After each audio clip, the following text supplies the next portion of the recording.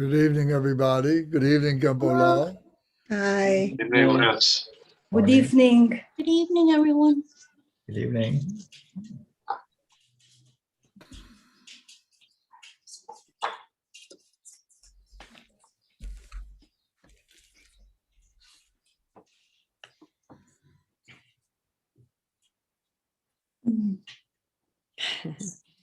Milirapa.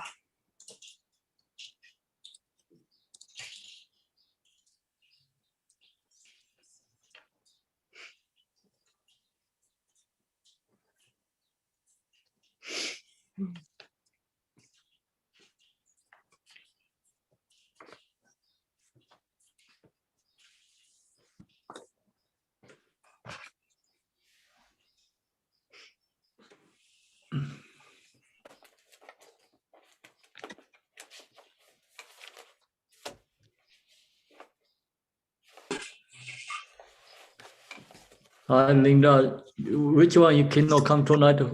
Who's cannot come tonight? You say? Tess Buzz.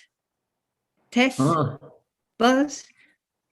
She popped in for one moment to say she can't come. But she gives her love to everybody. Oh.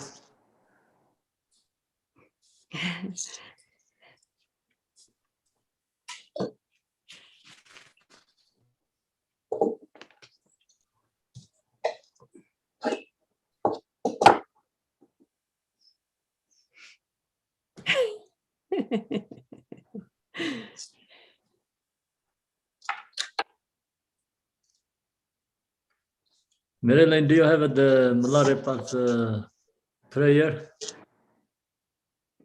You didn't send it to me yesterday. Oh. If you send it to me, I can download it up. My magical powers aren't that good. Oh, okay. So then I'm going to share the screenshot.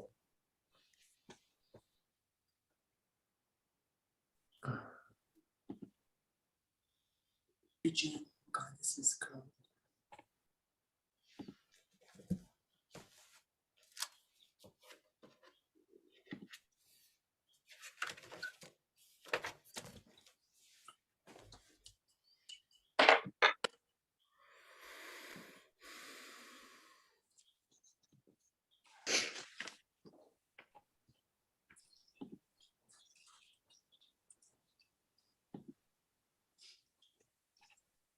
I fixed it so you can share now.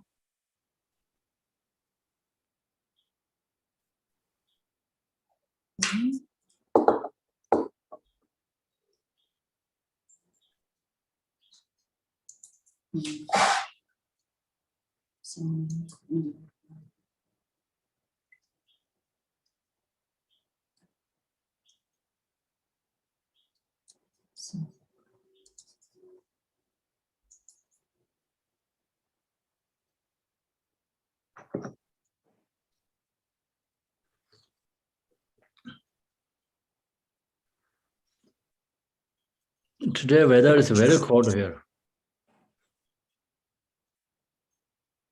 In London, it's very windy. Need bricks in Toronto, the pockets. In Toronto, Very it's hot in raining. Hot in Florida. Oh. I think Florida. the feels like I think they said was 100. 100 is really hot. Yes. Wow.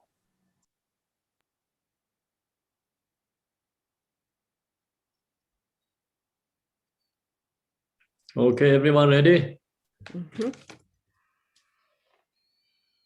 Good evening. I'm going to share the screen.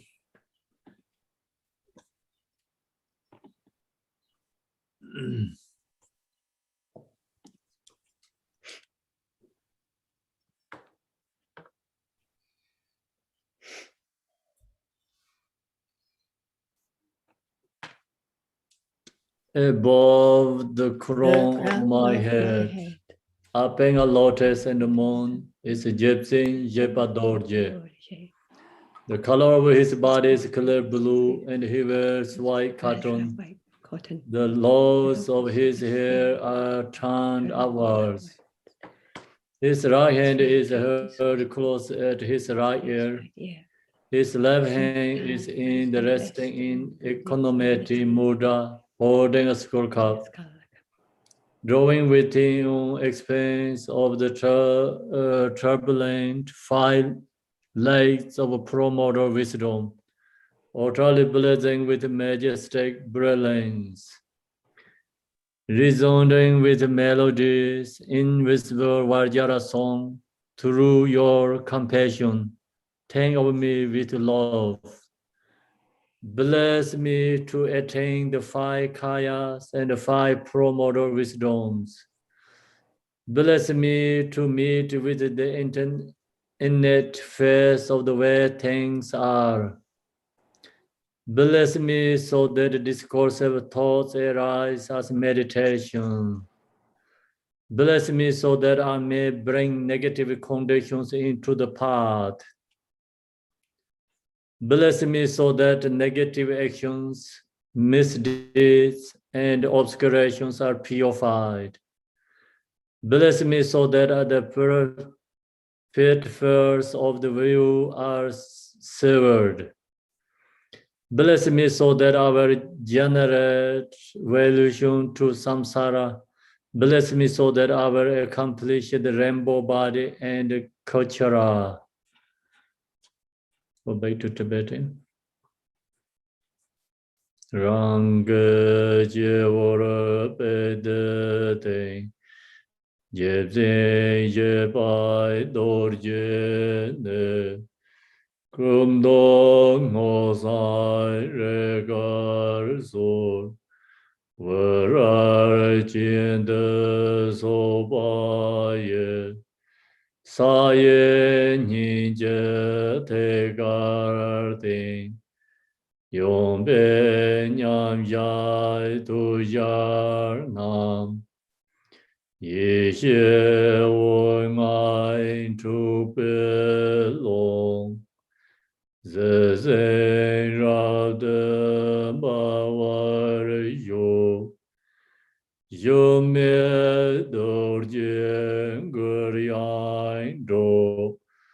Tu ye da lai se ve gong, ke nga yi xie nga do xin ji lo, ne lo rang yan ja war xin ji lo, nam do gong de ja war lo, jing lam de long war xin lo, leng de da war xin lo, da wai kor sai ju bar xin lo, kor wai yin lo ye war xin lo, jia len kar ju ba xin lo. Om Ai Guru Asai Benza Hong. Om Ai Guru Asai Benza Hong. Om Ai Guru Asai Benza Hong. Om Ai Guru Asai Benza Hong. Om Ai Guru Asai Benza Hong. Om Ai Guru Asai Benza Hong. Om Ai Guru Asai Benza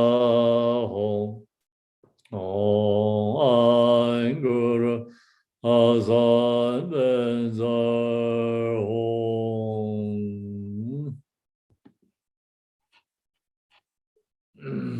Good afternoon, evening, everyone. Nasi gelek genla. Like, ready to share the stories? Milirapa? Yeah. Yes. Yes. Okay, so Curtis, go first. I wasn't here last night and I didn't have a chance to do anything. That's why you can go first. Well, I'll tell a sort of a Milirapa story. Okay, you and- don't have the song, it's okay. Then I go call another person. Okay, I'll take that. Okay, you take rest. And the Banks go first.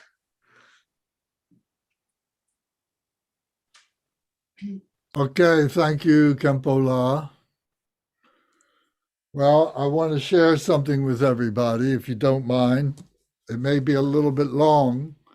You know, I'm not a very good scholar at all, but I've been thinking a lot about the Dingma sisters.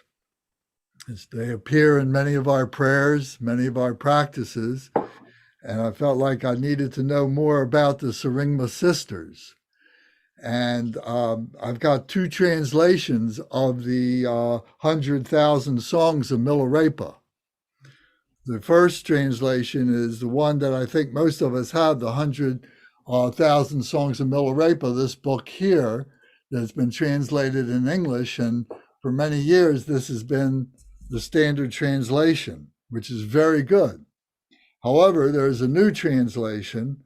They came out in 2017, I think, this book here, which is a little bit more streamlined in the English language.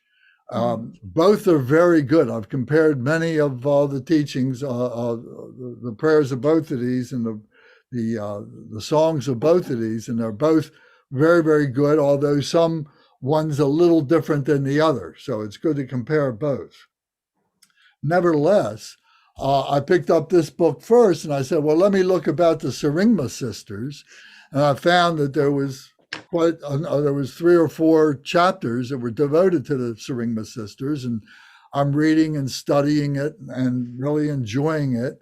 And then after digesting that and making some notes and so on, I thought to myself, well, let me look and see what's in the other book. Let me see what's in this book. And believe it or not, I had a bookmarker in that book. I haven't looked at this book probably in a couple of years. And there was a bookmark exactly in the chapter that I was going to read tonight. So I thought that was very interesting.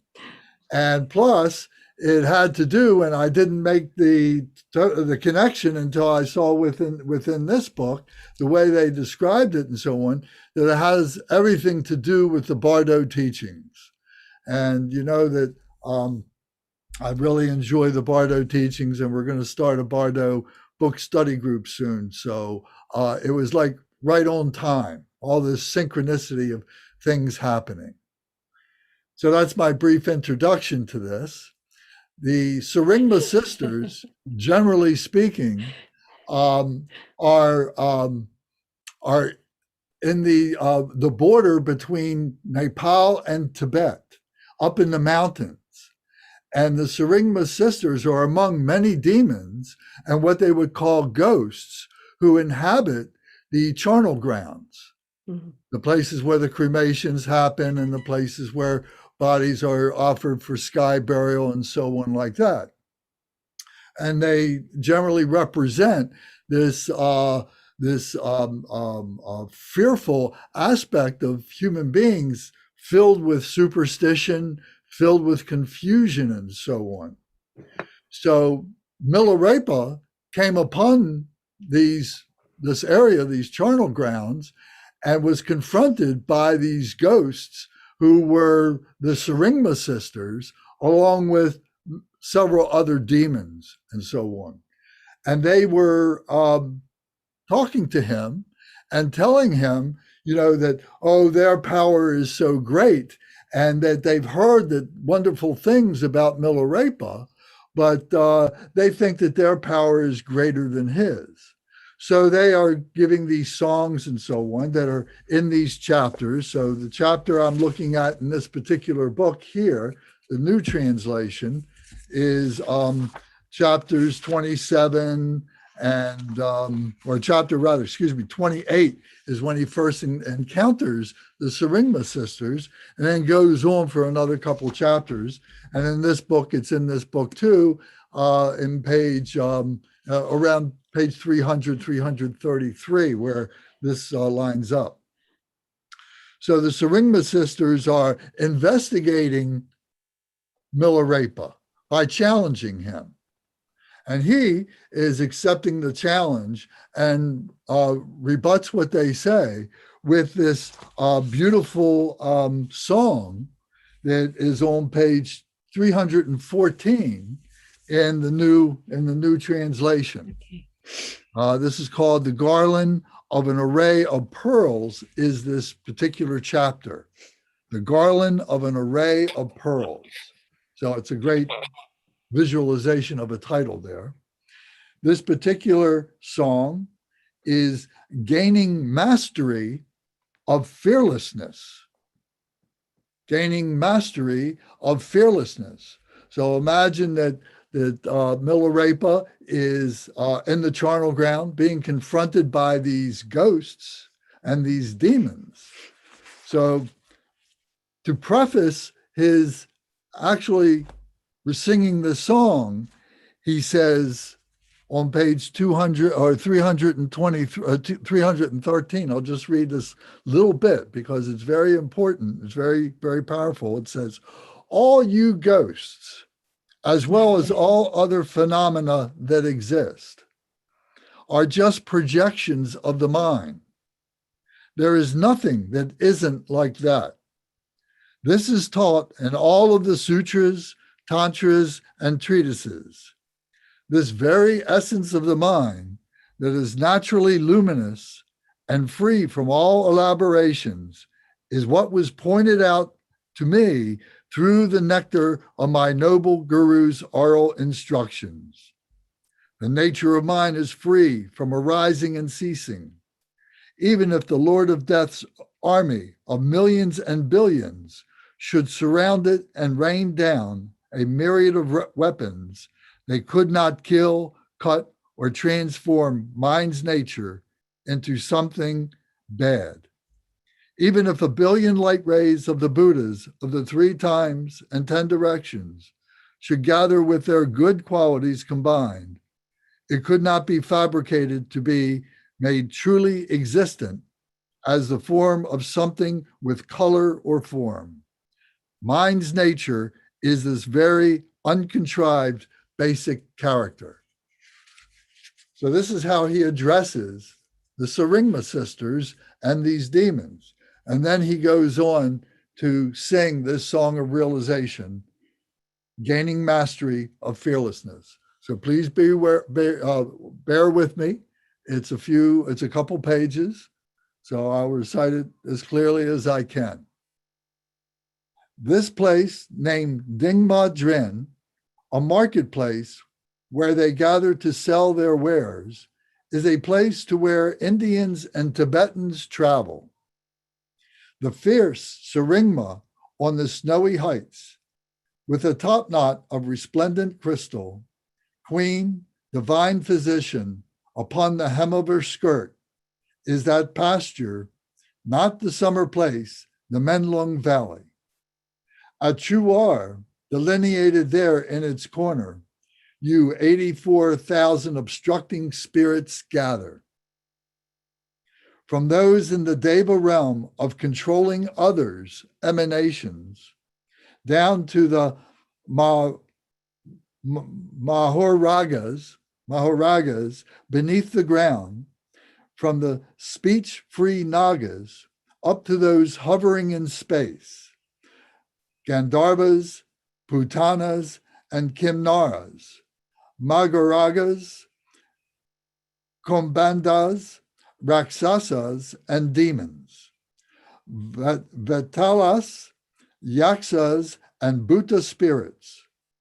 An inconceivable number has assembled. Every one of their names I'm not able to utter. In particular are the 5 fearful Rakshasa demonesses. You shouted horrific things at me. You must traverse from this life to the other side, you said. Having great fear only towards death, I trained in the deathless innate state. That's the basic key point of the self-liberation of samsara. This essential reality has been pointed out to me. Naked inner awareness, free of support. Its movement is pure and clear. That's confidence in view.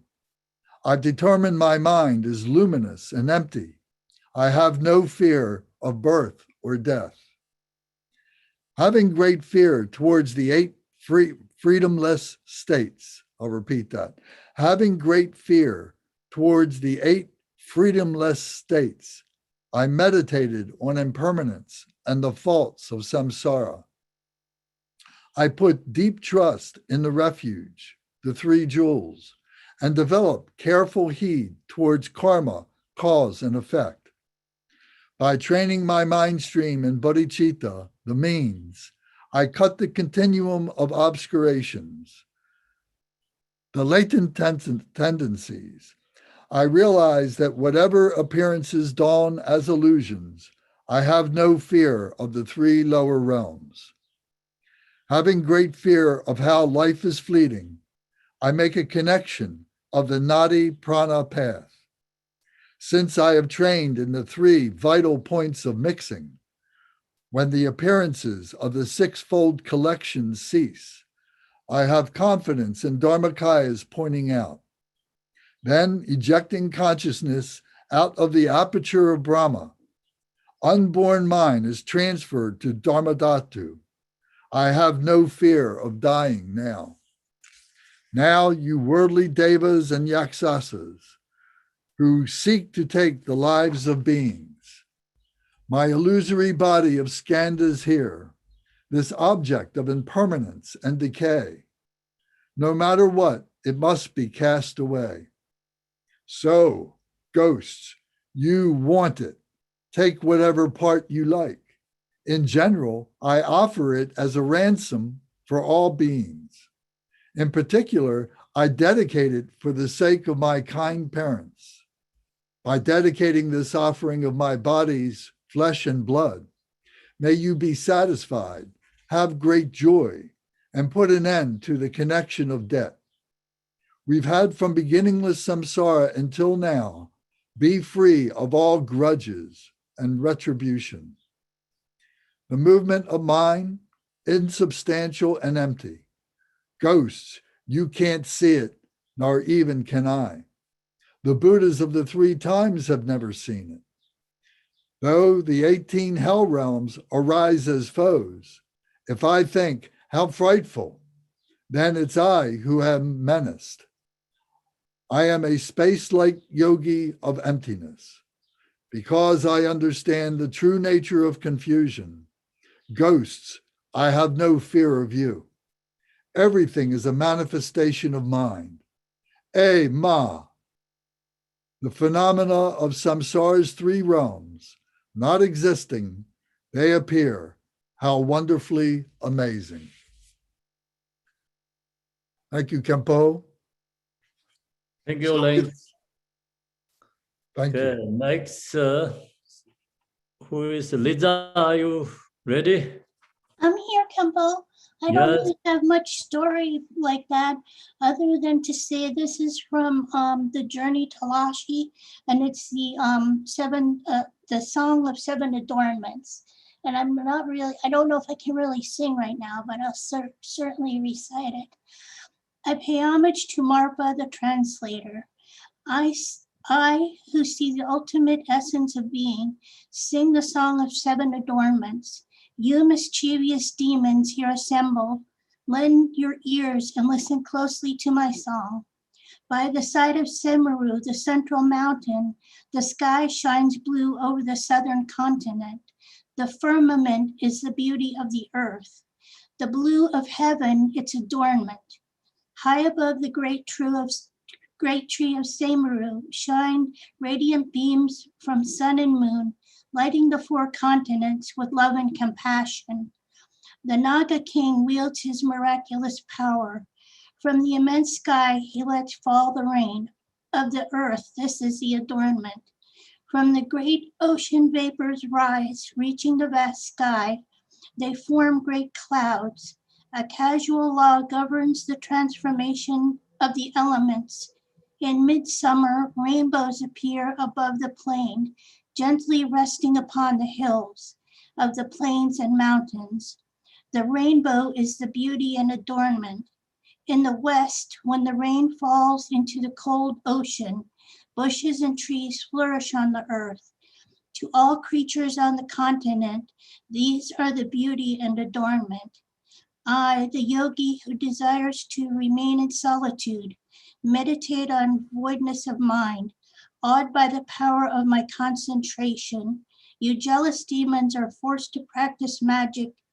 Of the yogic, demonic conjurations are the beauty and adornment. You non-men, listen closely and hearken to me. Do you know who I am? I am the yogi Milirapa. From my heart emerges the flower of mindful enlightenment. With a clear voice, I sing this allegory to you with sincere words. I preach the Dharma for you with gracious heart. I give you this advice. Within your hearts, a willful body sprouts. Though you may not be of help to others, by renouncing the 10 evils, know that you will win joy and liberation if you follow my teachings. Your accomplishments will increase greatly. If you practice the Dharma now, everlasting joy will at last enfold you. Thank you. So thank you, Lisa. You're welcome. Unmute. Okay, so next then, Susan, are you ready to sing? Good evening, Kimpo. Good evening. Yes, I have a short song called "Empty Forms." I may stumble on it a little bit, but I'll give it a go. Bodhisattvas and bodhisattvas are empty forms like a water moon. To think of them as being truly real will only make your many sufferings increase. To know they're empty forms, just like a water moon, will make illusion like samadhi increase. Compassion free of clinging will increase, and non-referential view will also increase, and meditation that fixation free and conduct free of doer deed increase. Of all the marvels, this by far the most marvelous. Of all the many wonders, this the most wonderful. That's it. Finish. Okay, thanks, Susan. Then, who has a song? Oh, yes, please, Linda. Okay. So background a little bit. It's called The Galloping Horse of the Yogin. And on hearing Mila's melodious voice, 2 hunters arrived at his cave. It's not the poem yet. The younger asked why he is so thin and green. So Mila explains he has nothing to eat. So they share their meal with him. The young hunter says to him, "You seem like a capable man. Why not, instead of this misery? You could have lived a worldly life. You could have ridden a beautiful, excellent horse that equals a young lion. You could have been clad in armor and have vanquished your enemies. You could be rich and opulent, and you could have been protecting your kinsmen." With good food and good clothes, you could have been healthier in body and mind. Why don't you do something about it? The older huntsman said, hold your tongue. He is a good hermit and will not succumb to worldly life. Please, Yogi, who has such an agreeable voice, please sing us a song for our spiritual benefit. Mila replied, I am actually one of the very happiest people in the world, and I am going to sing to you now the song of the galloping horse of the yogin. But I am not going to sing. So, I prostrate myself at the feet of Marpa, the compassionate one. In the mountain hermitage, which is my body, in the temple of my breast, at the summit of the triangle of my heart, the horse, which is my mind, flies like the wind. If I try to catch him, with what lasso will I catch him? If I try to tie him, to what stake will I tie him? If he is hungry, what fodder will I give him? If he is thirsty, what shall I mix with his water? If he is cold, within what walls shall I shelter him? If I catch him, I will catch him with the lasso of the unconditioned. If I tie him, it will be to the stake of deep meditation. If he is hungry, I will nourish him with the Lama's precepts. If he is thirsty, I will water him in the perpetual stream of mindfulness. If he is cold, I shall shelter him within the walls of emptiness. For saddle and bit, I will use skillful means and wisdom. I will equip him with the strong martingale of immutability. I will hold the reins of life-sustaining energy. The child of awareness will ride him. For a helmet, he will wear the enlightened attitude of Mahayana. His coat of mail will be fashioned from listening, questioning, and meditation. On his back, he will wear the shield of patience. He will hold the lance of perfect seeing. At his side will be fastened the sword of knowledge. If the arrow of his source consciousness bends, he will straighten it out without anger. He will fletch it with the feathers of the four boundless attitudes. He will tip it with the sharp point of insight.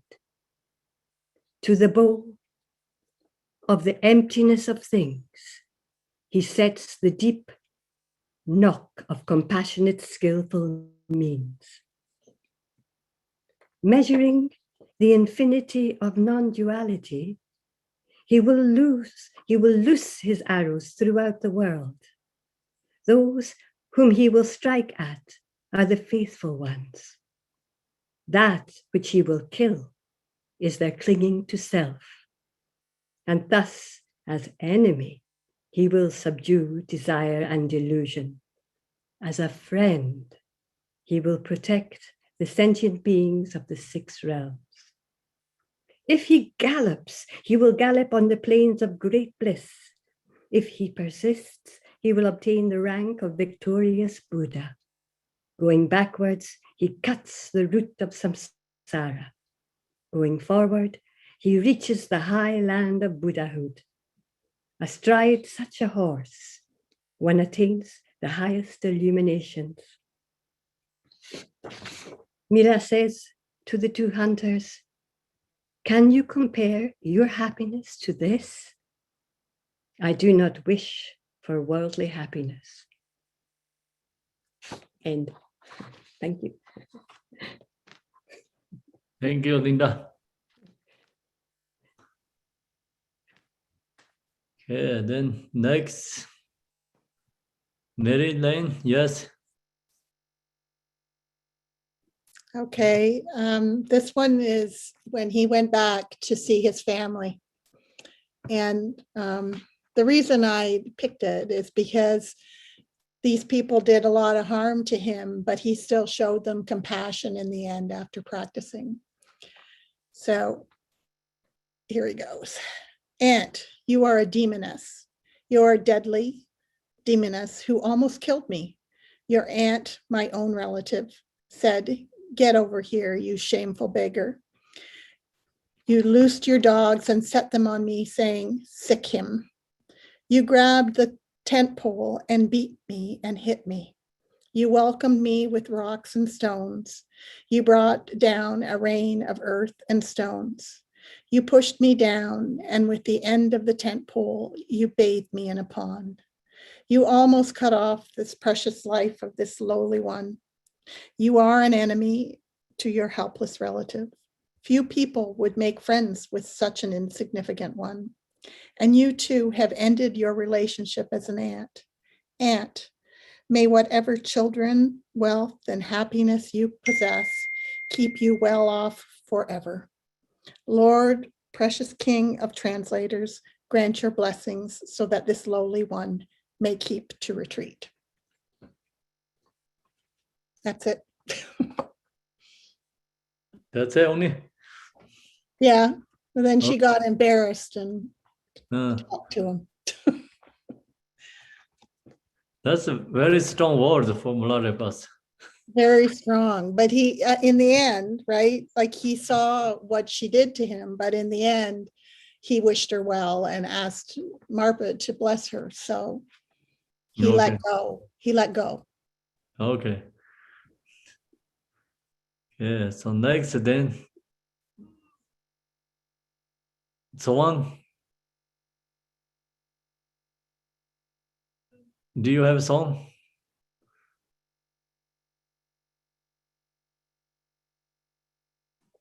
Yes, Kimberla, I do have one. Thank you.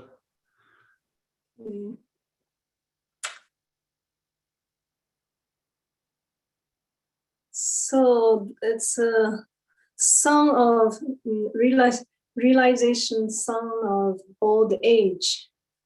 Since I picked this one because I'm downhill now.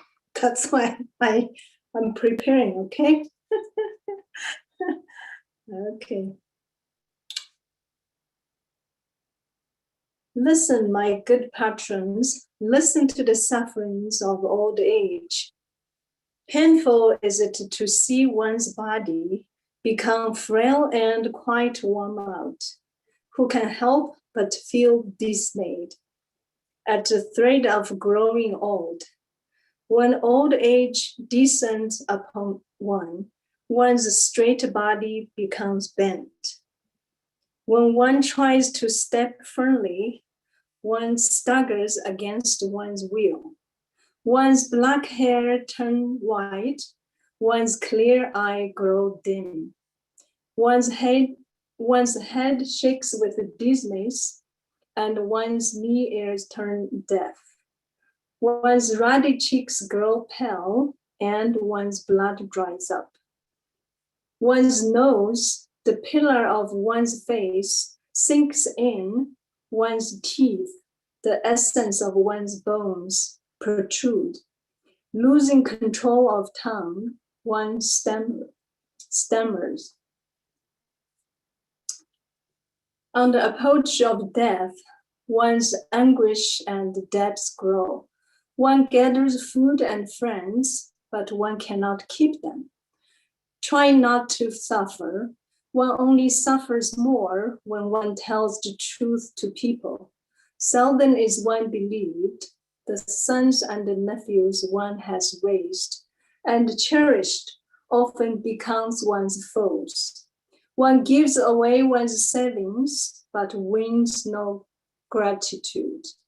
Unless you realize the truth of non-decay, you will suffer misery in old age. He who, when misery is old age, he who, when old, neglects the Dharma should know that he is bound by karma. It is good to practice the divine Dharma while you can still breathe. The end.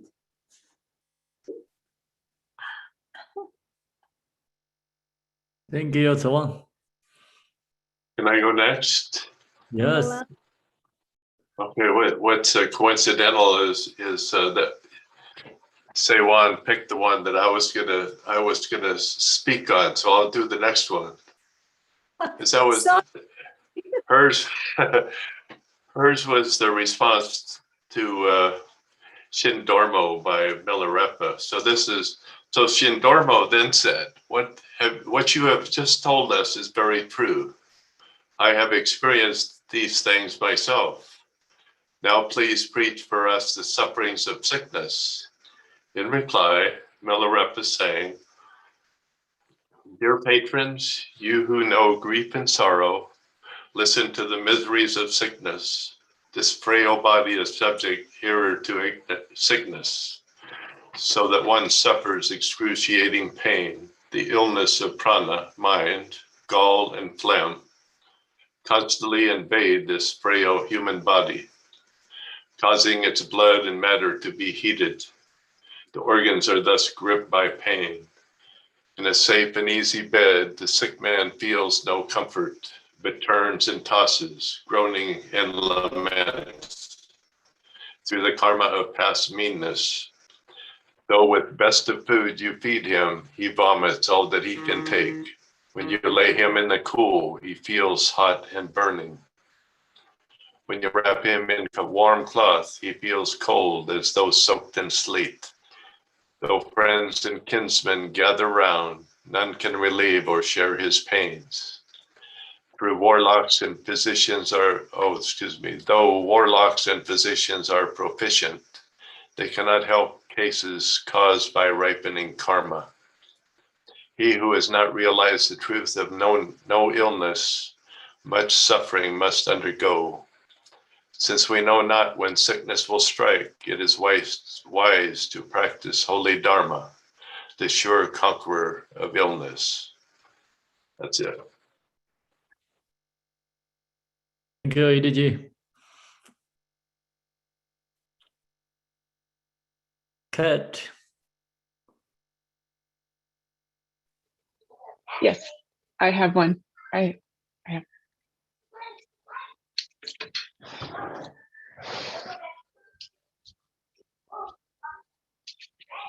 This is a continuation of the one I chose last night with the disciple continuously offering to Milirapa, and he declined over and over again. And this one, the disciple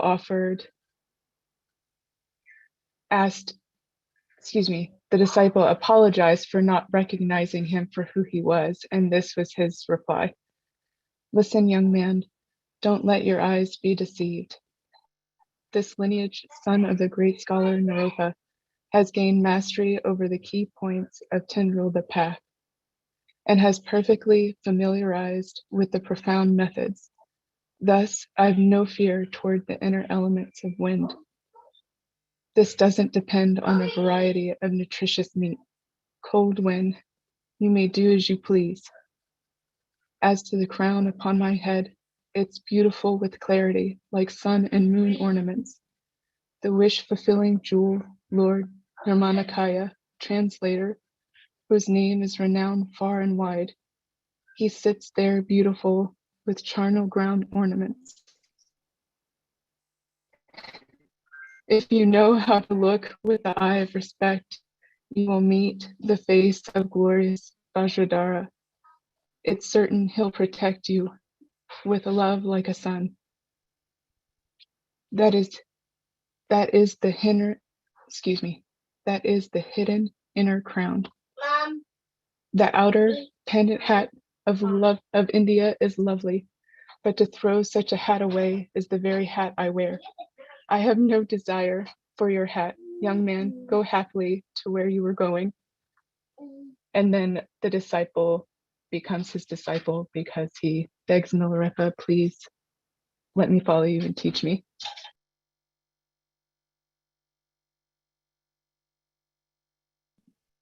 Thank you, Kat. Okay, next.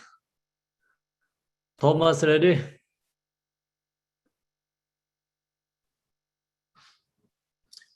Yes. A little bit of background.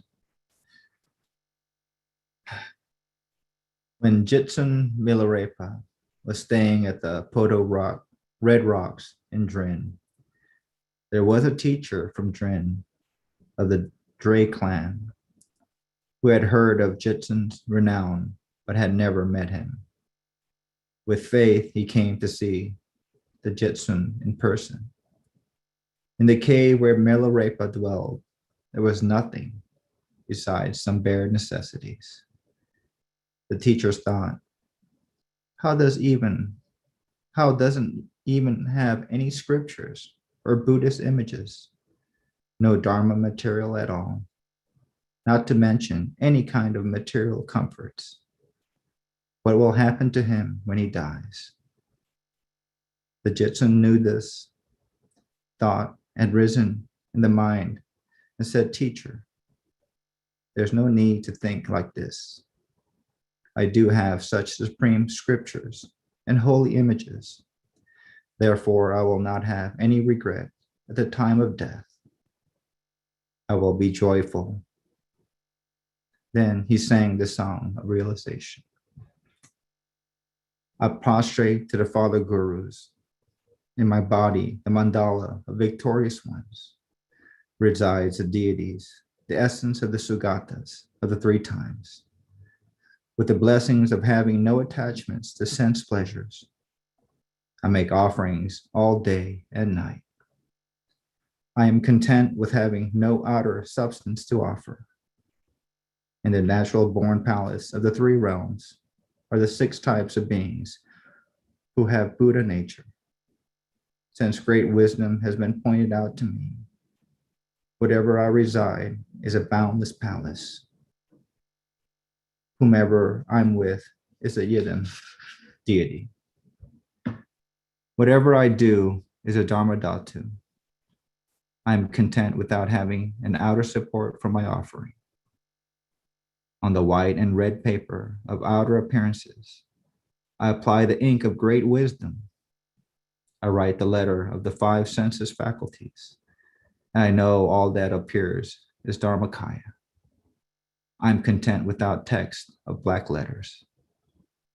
All sentient beings of samsara's 3 realms have Buddha nature, but don't realize they do. Through connecting with the profound key instructions, I have the excellent samadhi, not separate from the 3 kayas. At death, when it comes, I'll be joyful indeed.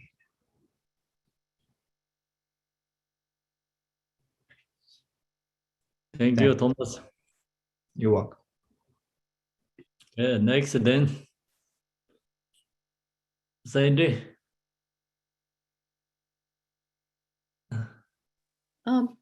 Great, okay.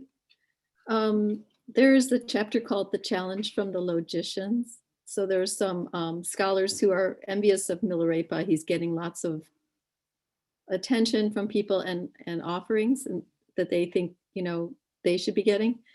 So they come to challenge him. And the first thing Milirapa says is, do you believe space is non-obstructing? And the Darlo, this guy Darlo says, yes, of course, what else could it be? And then Milirapa goes into a samadhi and this logician can't move. He can't stand up. He asks him to stand up and he can't move. He can't do it. So then he says, do you agree that this rock is obstructing? And he says, of course it's obstructing. And then Milirapa, you know, passes through it and leaves his handprints and his footprints and stuff. So then the logician says, you know, this is just magic, you know, prove that it's actually your accomplishment from the Dharma path. And he says, tell us how to practice the 6 paramitas. And Milirapa sings, if from parsimony one cannot free oneself, what is the use of discussing charity? If one does not forswear hypocrisy and pretense, what is the use of keeping discipline? If one abjures not malicious revilings, what is the use of exercising pretentious patience? If one abandons not indifference and inertness, what is the use of swearing to be moral? If one conquers not the errant thoughts within, what is the use of toiling in meditation? If one does not see all forms as helpful, what is the use of practicing wisdom? If one knows not the profound teaching of forbidding and allowing, what is the use of learning? If one knows not the art of taking and rejecting, what is the use of speaking on karma causation? If one's mind does not accord with Dharma, what is the use of joining the order? If the poisonous snake of klesha is not killed, the yearning for wisdom only leads to fallacy. If venomous jealousy is not overcome, one's yearning for Bodhi mind will be an illusion. If one refrains not from hurting people, his longing for respect and honor is merely wishful thinking. If one cannot conquer ego clinging and prejudice, his craving for the equality of Dharma only brings wrong views. If one cannot subdue the demon ego clinging, his kleshas will be great and his yoga bound to fail. If one's actions conform not with the Dharma, he will always hinder the good deeds of others. If one has not absorbed his mind in Dharma, his babbling and prattling will only disturb others' minds. Therefore, do not waste your life in words and chatter, but try to gain the assurance of no regret and the confidence of facing death. So then the logician says, okay, I guess you've heard of the 6 paramitas, but tell me, how should we practice the 10 paramitas? And then Milirapa sang, listen to me, Darlo, you evil-minded scholar. Without remembering or thinking of death, you have indulged in words and arguments. For the past 32 years, you have failed to realize this fact. But you can gain far more if you devote yourself to actual practice. In this time of defilement, great are people's passions and desires, and unbearably glib are sinful people's tongues. On the other shore of non-ego, which I have reached, there is no distinct paramita of charity. On the straightforward other shore on which I live, there is no distinct paramita of discipline. On the other shore of no separation from devotion, there is no distinct paramita of diligence. On the other shore of the immediate presence where I dwell, there is no distinct paramita of concentration. On the other shore of realizing the absolute, there is no distinct paramita of wisdom. On the other shore of all perfections where I live, there is no distinct paramita of means. On the other shore of conquering 4 demons, there is no distinct practice called paramita of power. On the other shore of 2 benefits where I dwell, there is no distinct practice called paramita of vow. Since the faulty kleshas are themselves illumination, there is no thing outstanding to be known as wisdom. This is the right way of practicing the Dharma. Empty words are useless and help little. The end. Thank you, Cinda. Next. Aminda, are you ready? Yes, Kimpola. Yeah, thank you. Thank you. I don't have my book with me, so I have a little introduction, but not a big one. One day, some villagers from Ragma came to see the Jetsum. They asked him, why do you like this place so much? Why is it that you are so happy here? Pray tell us what you think of all these things. And in answer, Milirapa sang, here is the Bodhi place, quiet and peaceful. The snow mountain, the dwelling place of deities, stands high above. Below, far from here in the village, my faithful patrons live, surrounding it are mountains nestling in white snow. In the foreground stand the wish-granting trees. In the valley lie vast meadows blooming wild. Around the pleasant, sweet-scented lotus, insects hum. Along the banks of the stream and in the middle of the lake, cranes bend their necks, enjoying the scene and are content. On the branches of the trees, the wild birds sing. When the wind blows gently, slowly dances the weeping willow. In the treetops, monkeys bound and leap for joy. and the wild green pastures graze the scattered herds, and merry shepherds, gay and free from worry, sing cheerful songs and play upon their reeds. The people of the world, with burning desires and craving, distracted by affairs, become the slaves of earth. From the top of the resplendent gem rock, I, the yogi, see these things. Observing them, I know that they are fleeting and transient. Contemplating them, I realize that comforts and pleasure are merely mirages and water reflections. I see this life as a conjuration and a dream. Great compassion rises in my heart for those without a knowledge of this truth. The food I eat is the space void. My meditation is dhyana, beyond distraction.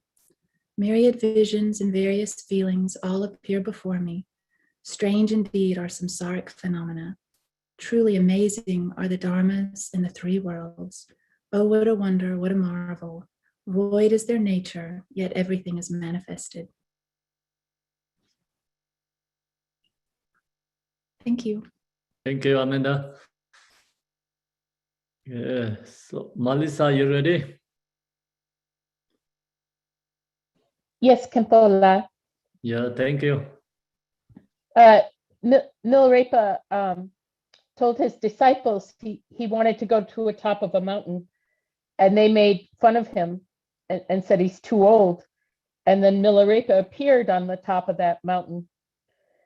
And one of the disciples said, "Please tell us, how do we get there and how we can serve you beer?" Kempo, beer is the English word for Chong. Tibetan word is Chong. So I'm going to replace the word beer with Chong. They asked, and Milirapa said, if you want to reach the mountain peak, you should practice like this. And this is called the Chong drinking song. Hearken, my sons, if you want to climb the mountain peak to enjoy the view, you should hold the self-mind's light, tie it with a great knot, and catch it with a firm hook. If you practice thus, you can climb the mountain peak to enjoy the view. Come, you gifted men and women, drink the brew of experience, drink the Chong of experience. Come inside to enjoy the scene. See it and enjoy it to the full. The incapable remain outside. Those who cannot drink pure Chong may quaff small Chong. He who cannot strive for Bodhi should strive for superior birth. Ranchepa said, I can practice the Dhamma and aspire to drink the Chong, but please show me how. The Jetson replied, the best way to drink the Chong is to follow the good advice of Marpa. Then he sang, I bow down to the translator Marpa, who in primordial reality abides, master of the essential truths. It is not easy to describe him. Like the sky, he is bright and clean, omnipresent as the sun and moon. He never discriminates between high and low, like bushes in a swamp. He is my Lord Buddha, sitting upon my head, my glory and adornment. In the 6 realms, the chief actors are human beings who use their poorer crops to brew Chong in the autumn and the spring. But to brew for ourselves, the Dharma's followers, build a fireplace with 3 gates. Prepare a cauldron of shunyata, and then fill it with grain of the pure white element and the water of compassion. Then light the fire of wisdom and boil well the mash. In the central plain where all is equal, the flag of the great bliss is raised. When the yeast of instructions has been added to the cauldron, one then may sleep at ease on the bed of the 4 infinites. The fermented barley of one in many is taken out and put into a jar. Strengthened by non-dual wisdom skill, the Chong of 5 prajnas is matured. At the entrance of the wish-fulfilling house, the Chong of pure nectar is purified. The pure Heruka causes it. By the Haruka of totality is it conditioned, and by the lotus Haruka colored. Its smell is the Haruka of variety, its taste the Vajra, and its touch of gaiety. I am a yogi who drinks Chong because it illumines the Dharma body, completes the body of Sambhoga, and gives form to all Nirmanakayas. From non-sensations pulp, only men with hardened heads can drink this nectar Chong. Here is another parable. From the brew of Dharma essence comes precious and stimulating Chong. To gurus and Buddhas of the three perfections, it is a superb oblation. Along the middle way of skillful wisdom, the rules of Samaya are observed. Thus the Mandala's deities are pleased. With the brew of common and special instructions, mystical sensations are obtained, and thus fulfills one wishes and those of other men. Whoever in the cup of 6 adornments drinks the pure Chong of the whispered lineage, in him will the great bliss flame up. Of this bliss, a single sip dispels all griefs and sorrows. This is the Chong a yogi drinks, a special dharma shared by few, an act most wonderful and splendid, an act superb and marvelous. That's it. Thank you, Nalisa. Mhm. That is a great song. It's profound, yes. Yeah. Yeah. So, Emilia, do you have a song? Το διτσέγεν λα. So the song of Milirapa, wisdom song. So Milirapa lived in a cave, hermit for 12 years, practicing extreme austerity and intensive meditation. Ultimately, he achieved enlightenment. Here's a small taste from the vast storehouse of Milirapa wisdom song, which has loomed large in Tibetan Buddhism. Milirapa said, I renounce all affairs of this life and no longer lazy, devoted myself to Dharma. Thus, I have reached the state of eternal bliss. Such is the story of my life. High above, dark clouds gather. Deep blue and far blue flows the river Chong. The broken chatters past pebbles and rocks. At my feet, wild flowers bloom, vibrant and profuse. Comprehending behind good and evil opens the way to perfect skill, experiencing the dissolution of duality. You embrace the highest view. How foolish to spend your lifetime without meaning, when a precious human body is so rare a gift. The affairs of the world will go on forever. Do not delay the practice of meditation. When you're young and vigorous, you never think of old age coming, but it approaches slow and sure, like a seed growing underground. Strong and healthy, who think of sickness until it strikes like lightning, preoccupied with the world, who thinks of death until it arrives like thunder. Who can tell when death will come? Ever think of this and devotee yourself to Dharma practice. The time has come for you to help yourself. Life flees fast. Soon death will knock upon your door. It is foolish one's devotion to postpone. postpone. Rest in a natural way of like a small child. Rest like an ocean without waves. Rest with clarity like a candle flame. Rest without self-concern like a human corpse. Rest unmoving like a mountain.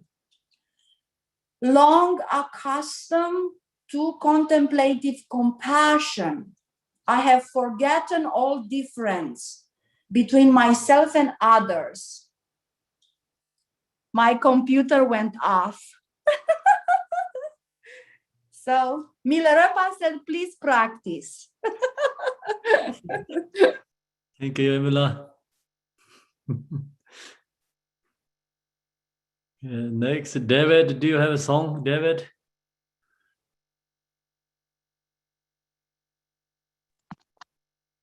Yeah, Campo, I think so. Let me try something. Let me put my microphone. It's going to sound better.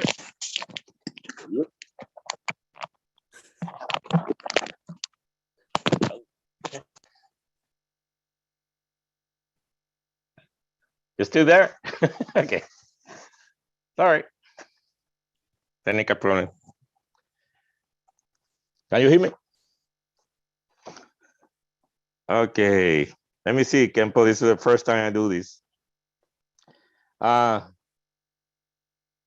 This is a song that Milirapa sung to Gampopa when he was giving the initiation and instructions. Let me read this paragraph, the first paragraph. It's very related what you teach us every weekend. It's about, he's teaching him primordial awareness has no origins. Its gateway cannot be blocked in any way. It cannot be shown by any analogy. It cannot be described by any words.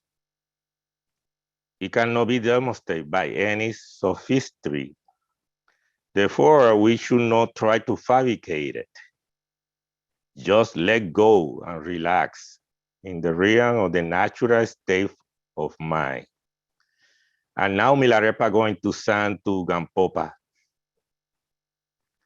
Looking at your own mind is the view. Oh, physician monk. This is certainly is the higher view. If you look for the view outside of your mind, it's like a blind rich person leaving home in search of gold. Don't clear away the force of dullness and mental agitation. Oh, physician monk, this is certainly the higher meditation. If you try to drive this force away, it's like lighting a butter of lamp in a broad daylight. Stop alternative between acceptance and rejection. Oh, physician monk, this is certainly the higher action. If you are always accepting and rejecting, it's like a bee trapped in a spider web.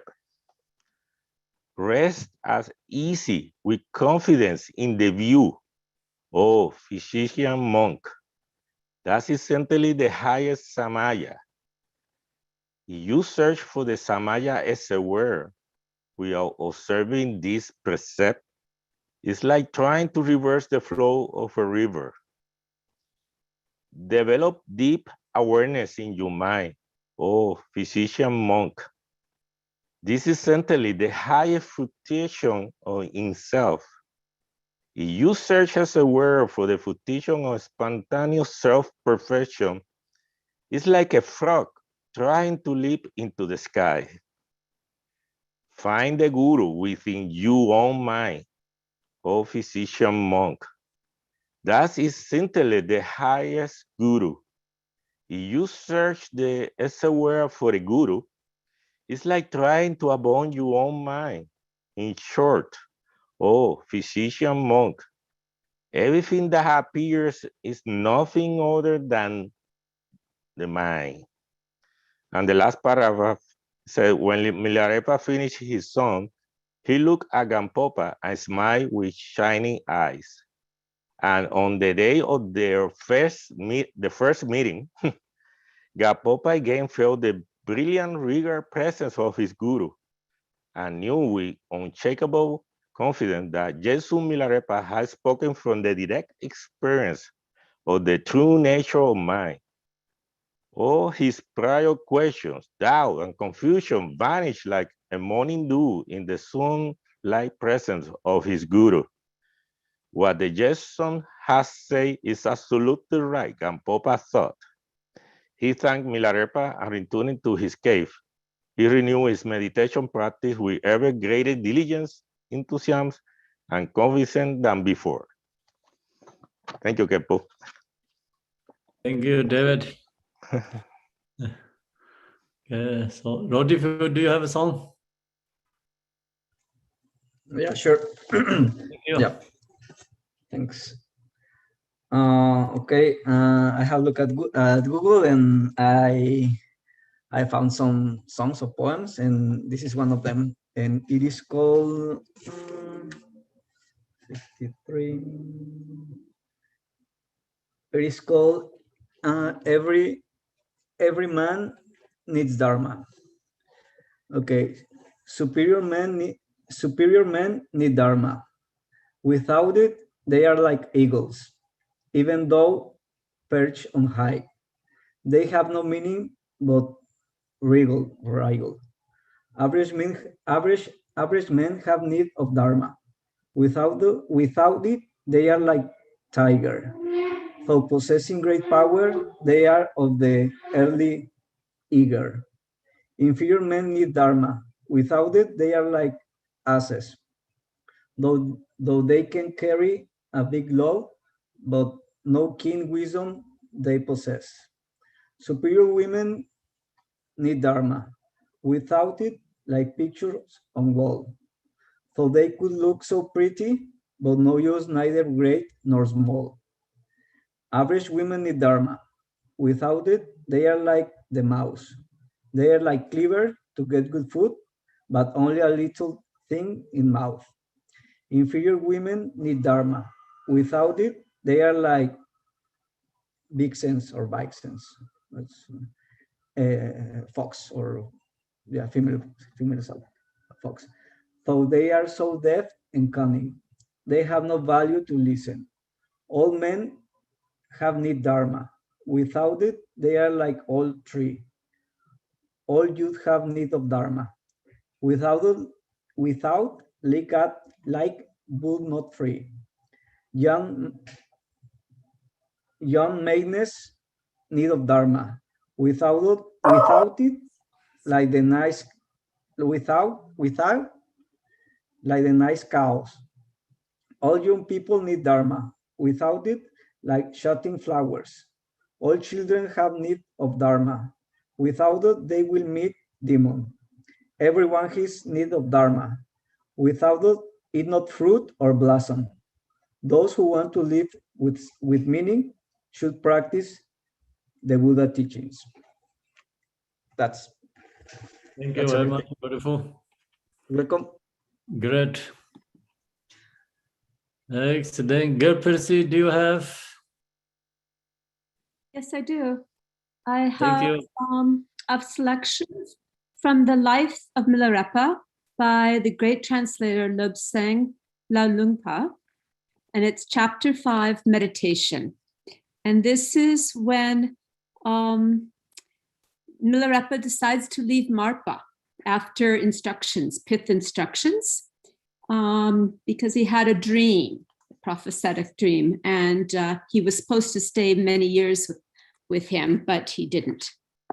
So this is on leaving, he offered the Lama this song of departure for saying, O Master Buddha Vajradhara, the immutable one, for the first time I go to Sang as a beggar. For the first time I go to my homeland as a mere seeker. By the grace of my father and compassionate Lama, at the summit of Simla Pass in Sang, the 12 Dakinis of the mountain will come to meet me. I invoke the Master, the Blessed One. I put my confidence in the 3 jewels. My escorts are the dakinis of the 3 stages of the path. I go with enlightened attitude as a companion. 8 armies of gods and their followers will welcome me. I have nothing to fear from hostile enemy. Even so, it is you I turn. It is to you I turn. I beg you to meet and guide me in this life and the next. Turn all danger away from me. Protect my body, speech, and mind. Bring about the realization of my vows. Initiate me into the power of compassion. Strengthen me in the knowledge of the Tantra and in transmitting it. Grant me a long life devoid of illness. You who knows the songs, the joys and sorrows of this mendicant, please bless me that I may have the strength to live in solitude in the mountains. So then, thus I prayed, and the Lama answered, my son, it shall be so. Keep in your memory the last words coming from your old father's heart. Do not forget them. Then, having placed his hand on my head, he sang this song. Salutation to all venerable Lamas. May my fortunate son, seeker of the Dharma, attain to the Dharmakaya. Through the indestructible, silent voice of mantra with its nectar-like flavor, may you attain Sambhogakaya. May the tree of your enlightened mind with its root in human awareness be covered with the leaves of Nirmanakaya. May the adamantine words of your Lama live in your heart, never to be forgotten. May the blessing of the Yidams and the Dakinis penetrate to the very roots of your life. May the guardian deities of religion ceaselessly watch over you. May this profound and auspicious prayer be quickly realized. May the compassion of all seekers sustain you in the past, present, and future. On Simla Pass in Sang, the 12 goddesses will come to meet you. Tomorrow on your way, the Dakas and Dakinis will urge you onward. In the beloved field and house of your homeland is the guru of ephemeral illusion. In your aunt, your sister, and relatives, you have a master who dissolves illusion. In the wilderness cave, you have an open market where you can barter samsara for nirvana. In the monastery of your heart and body, you have a temple where all Buddhas unite. From the offerings of fresh food, you will make nectar pleasing to the Dakinis. By harnessing the vital centers of energy, you will harvest precious fruit. In your village where people have little love for you, you'll practice virtue without distraction. In strict seclusion without man or dog, you will have the torch to quickly see the signs. In the freedom of obtaining food without begging, in the heavenly blessings of a peaceful heart, in the crystal palace of the gods, you will be witness to your own victory. In practicing the supreme Dharma wholeheartedly, you will achieve the pure spiritual bond. To help you carry out my instructions, you will have the treasure of enlightenment. In the sacred teachings, which are the living heart of the Dakinis, you will find the frontier between samsara and nirvana. Thank you. Thank you, girl. Henny Jonita, do you have a song? No. I cannot speak English, but I hear only. Thank you. Okay, so anyone not yet? So not yet. Anyone already has a song? Please let me know.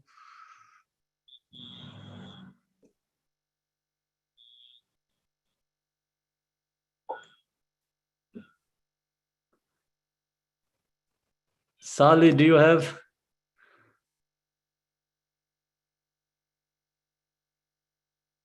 You cannot hear us. Apologies, I'm lying down because I have a bad back, but I'll read something to you and sing it here. So this is, I think it's similar to what we just heard.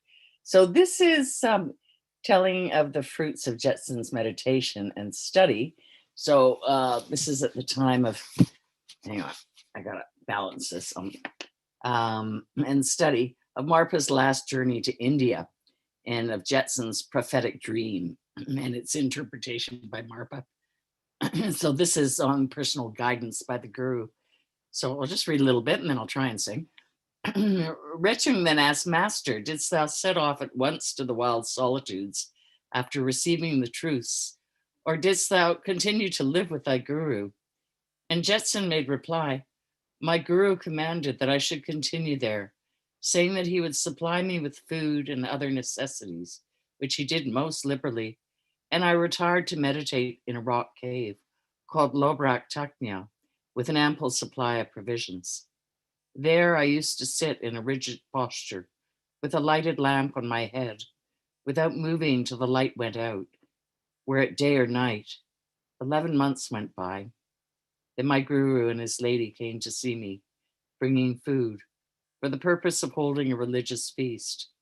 The guru said, my son, it's very credible that thou shouldst be able to meditate for 11 months without the meditation cushion losing warmth. Now thou mayst pull down the wall enclosing thee and come to thine old father for a little rest, as well as to recount to me what thou hast experienced. I did not much care about relaxing my meditation, but seeing that my guru had thus commanded, I was bound to go. I proceeded to demolish the wall, though it seemed to be a pity to have to do so, and was delaying a little. Thereupon the guru's lady came up and asked me, son, art thou coming? I feel reluctant to pull down the wall, I answered. She replied, oh, never mind that. Thou knowest that the profound mystic omens are very important. Besides, the Lamba's temper is quite short, and should there occur any bad omens throughout this delay, it will never do. So I will help thee to pull down the wall and to come out quickly. With that, she pulled it down, and I went out feeling altogether lost. My guru said, while we two, father and son, shall be occupied in some rituals connected with this meditation, do thou, Dingma, prepare food. Then while we were eating the meal, he asked, my son, what beliefs or convictions hast thou arrived at regarding these truths? What experiences, what insight, and what understanding hast thou obtained? And he added, take the time and recount them to me.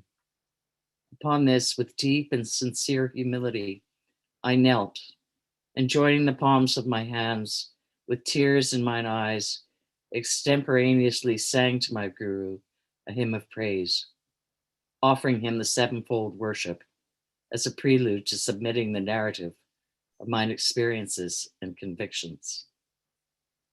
To the impure eyes of them thou seekest to liberate, thou manifested thyself in a variety of shapes, but to those of thy followers who have been purified, thou, Lord, appearest as a perfected being, obeisance to thee. With thy Brahma-like voice endowed with the 60 vocal perfections, thou preachest the holy truths to each in his own speech, complete in their 84,000 subjects. Obeisance to thy word, audible yet inseparable from the voidness. In the heavenly radiance of Dharmakaya mind, there existeth not shadow of thing or concept, yet it pervadeth all objects of knowledge. Obeisance to the immutable, eternal mind. In the holy palace of the pure and spiritual realms, thou person illusory, yet changeless and selfless, thou mother divine of Buddhas past, present, and future. O great mother Dingma, to thy feet I bow down. O Guru, to thy children spiritual, to thy disciples who thy word obey, to each with all his followers, obeisance humble and sincere I make.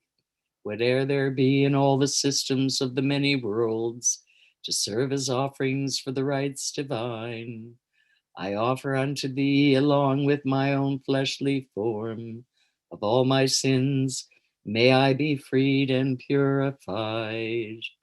In merits earned by others, I rejoice. To set the wheel of truth in motion full, I pray, until the whirling pool of being emptied be. Do not, O noble Guru, from the world depart.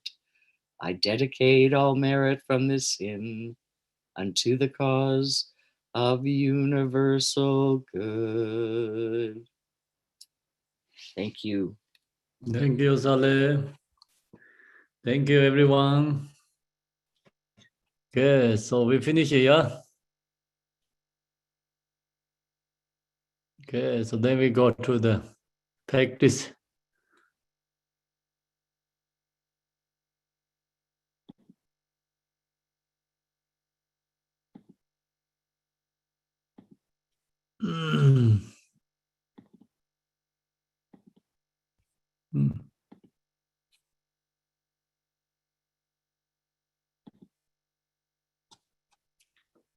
Share the screen.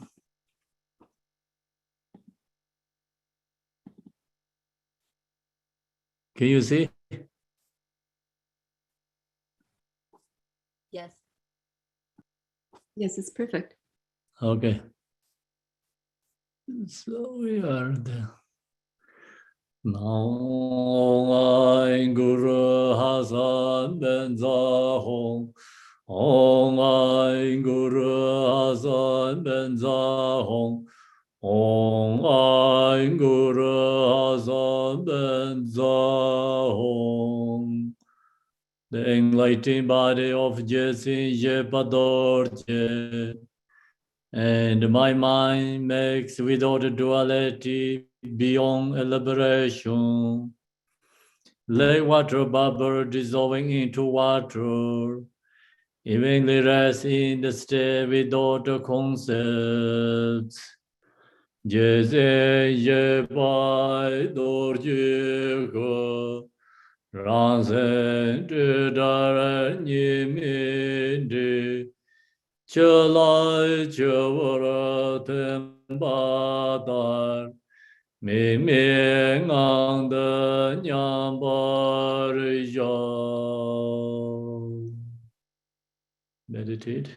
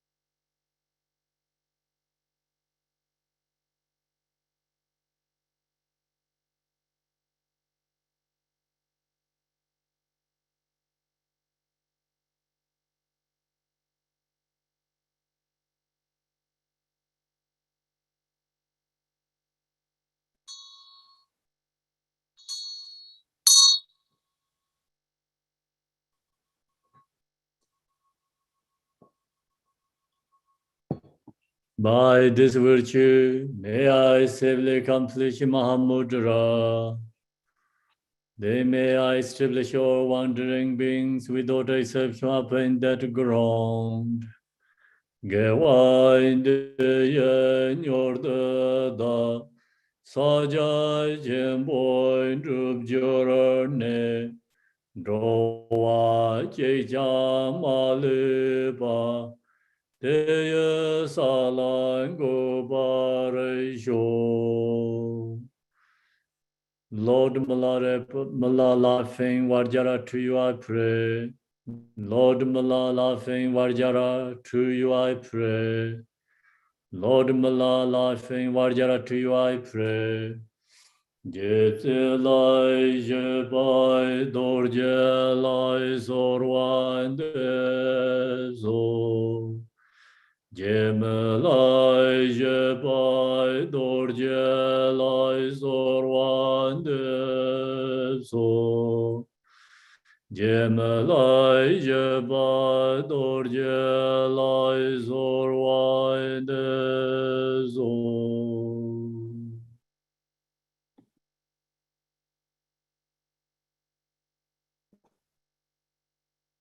Thank you, everyone. Thank you. Thank you. Everyone, this is so beautiful. Thank you. Thank you. What a blessing, everyone. Thank you. Thank you. Bye bye, everybody. I just wanted to say one thing. I just wanted to offer. Today is David's birthday. So I wanted to celebrate his precious human light today with all of us. So happy birthday, David. Precious human light. Happy birthday, David. Feliz cumpleaños. To you. Happy birthday to you. May you become Buddha. Birthday, dear David. Happy birthday to you. And many more. Thank you for the surprise. Long life, David. Thank you, Long Kempo. life. Thank you, Long everybody. life, David. Yay.